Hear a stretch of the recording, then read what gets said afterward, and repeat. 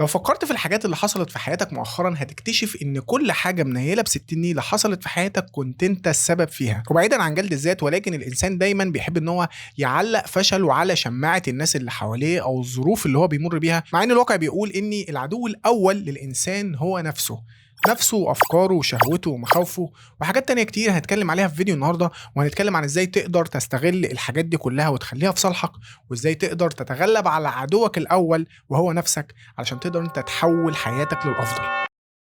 الفيديو يبان في البدايه على انه سلبي، ولكن هو على عكس كده تماما. لازم تكون عارف يا صديقي، على راي الفنان محمود عبد العزيز، ان الانسان ضعيف، ولكن في نفس الوقت الانسان عنده قدره عاليه جدا على انه يكسر الدنيا ويعمل حاجات هو نفسه ممكن ما توقعهاش، في سبيل حاجه بيحبها او في سبيل شغفه لحاجه هو عاوز يوصلها. ومن النقطه دي هنتكلم عن اول الحاجات اللي لازم انت اللي تتحكم فيها، علشان لو سبتها هي اللي تتحكم فيك حرفيا هتكتفك وهتزرع جواك الفشل. والحاجه دي هي افكارك. مفيش شخص افكاره كلها ايجابيه ومفيش شخص افكاره كلها سلبيه. ومش هقول لك مثال بص لنص الكوبايه المليان والكلام ده، ولكن تكون عارف ان الافكار اللي في دماغك هي الطريق اللي انت هتمشي فيه في المستقبل، او هي اللي بتحدد الطريق اللي انت هتمشي فيه. فبالتالي بيكون مهم جدا ان انت تتعامل كويس مع الافكار الايجابيه اللي في دماغك او اللي بتجيلك، وتكون عارف ان كل فكره ايجابيه ما هي الا بدايه نجاح او بدايه طريق صح انت هتمشي فيه، وان كل فكره سلبيه لو فضلت ماسك فيها وفضلت تعيد وتزيد فيها مش هتعمل حاجه غير ان هي هتوقفك ومش هتوصلك غير للفشل. الحاجه التانية اللي لازم تتحكم فيها وهي شهوتك، رغبتك المفرطه تجاه اي حاجه انت اتعودت عليها، سواء كانت الحاجه دي اكل او فلوس او لبس او سوشيال ميديا او اي عاده سيئه انت اتعودت عليها. اي حاجه انت اتعودت عليها لازم تتحكم كويس جدا في شهوتك تجاه الحاجه دي، وما تسيبش شهوتك تجاه الحاجه دي هي اللي تتحكم فيك.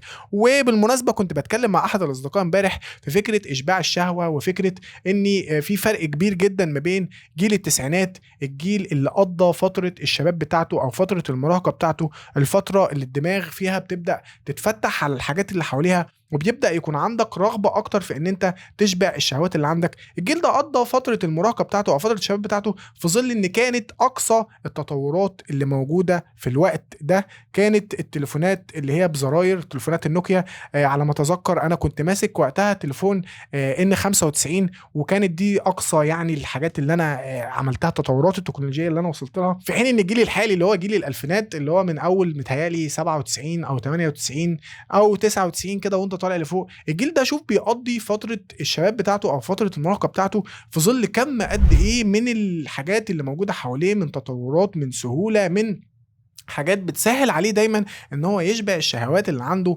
بطرق مختلفة وبطرق سريعة. وبرضه الحاجات دي بتأثر على دماغه وعلى تركيزه، بتخليه دايما مشتت وبتأثر على مدى ادراكه لأي حاجة حواليه. ولكن ده مش معناه ان جيل التسعينات خلاص قدر ان هو يحافظ على دماغه وتركيزه، وان جيل الالفينات خلاص بقى مشتت وان هو ما قدرش ان هو يحافظ على دماغه او تركيزه. ولكن الموضوع بيكون سلاح ذو حدين، بمعنى ان جيل التسعينات كان عنده فرصة اكبر في ان هو يحافظ على دماغه وعلى تركيزه ويحمي نفسه من التشتت علشان ما كانش فيه التطورات اللي موجوده حاليا، ولكن في نفس الوقت عانى بشكل كبير من الطرق المختلفه اللي يقدر ان هو يتعلم منها حاجات كتير زي اللي موجوده حاليا، وما كانش عنده التولز او الادوات او المجالات اللي موجوده في الوقت الحالي. ولكن جيل الالفينات بيستمتع بان كل الحاجات دي موجوده وعنده طرق كتير ان هو يتعلم منها، والموضوع بقى اسهل من اللي كان عليه في الاول. ولكن في نفس الوقت بقى فيه ريسك كبير في ان هو لازم يحاول بقدر الامكان يحافظ على دماغه وعلى تركيزه من كل الحاجات دي، ويحاول بقدر الامكان ان هو يحمي نفسه من التشتت، لان زي ما قلنا الحاجات دي بتسهل على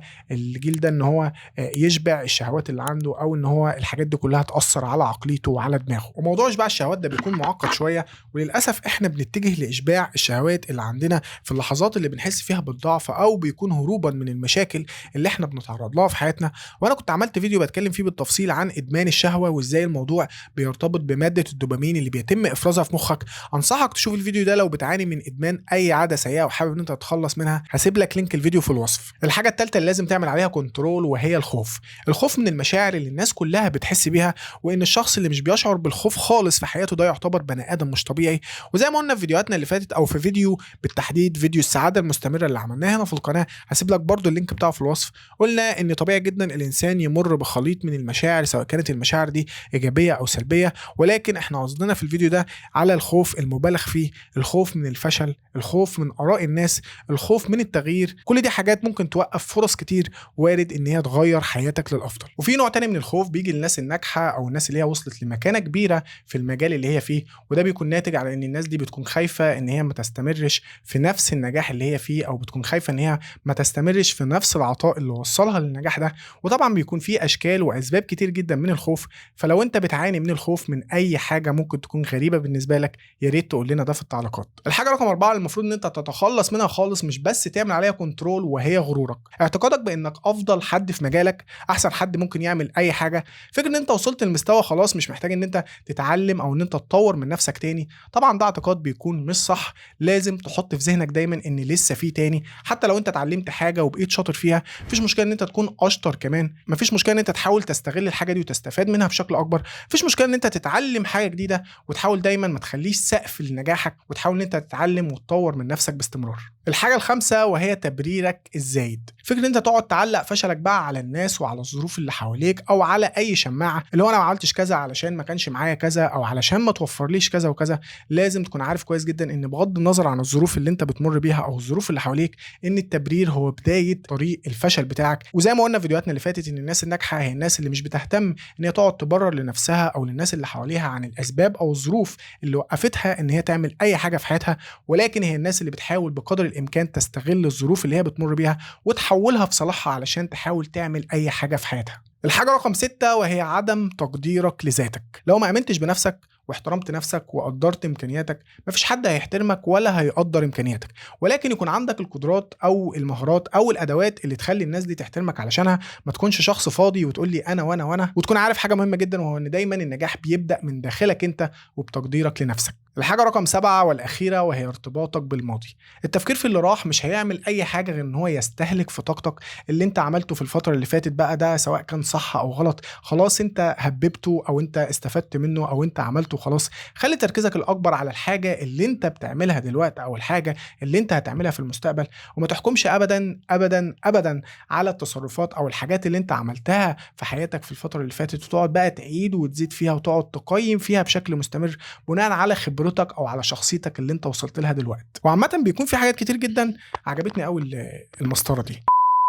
في حاجات كتير جدا ممكن تأثر على حياتك بالسلب ومش بتكون تحت سيطرتك، حاجات زي الماضي أو آراء مثلا الناس فيك أو ردود أفعال الناس على التصرفات أو الأفعال اللي أنت بتعملها، ولكن في نفس الوقت بيكون في بعض الحاجات اللي بتكون تحت سيطرتك وبرضه مرتبطة بنفس الحاجات دي، حاجات زي ارتباطك بالماضي، إن أنت تدي قيمة كبيرة لآراء الناس فيك، أو إن أنت تتأثر بسبب ردود أفعال الناس على التصرفات أو الأفعال اللي أنت بتعملها، وحاجات تانية كتير. لو حابين إن احنا نعمل لها فيديو بالتفصيل يا ريت تقولوا لنا ده في التعليقات. وده كده كان فيديو النهارده، اشوفكم ان شاء الله على خير في فيديو جديد.